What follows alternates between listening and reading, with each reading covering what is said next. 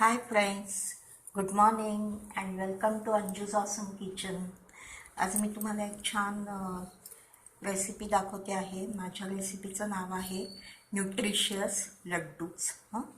तर याकरता लागणारं साहित्य हे बघा. हे माझे लाडू तयार झालेले आहेत आणि याचा रंग बघा किती सुरेख आला आहे.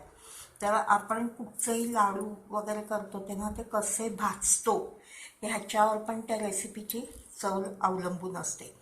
तर आता तेलबिया मेन मी ह्याच्यामध्ये वापरलेले आहेत. ऑइल सीड्स आपण ज्याला म्हणतो, त्यामुळे ते खूप न्यूट्रिशियस झालेले आहेत.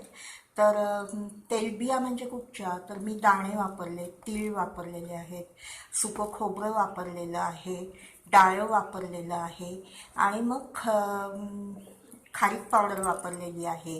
हे बघा, हे ते सगळं मिक्सरला लावून असं त्याचं मी सारण करून घेतलेलं आहे. आणि नंतर हे तूप आहे, तुपामध्ये घालून त्याचे असे लाडू वळलेले आहेत.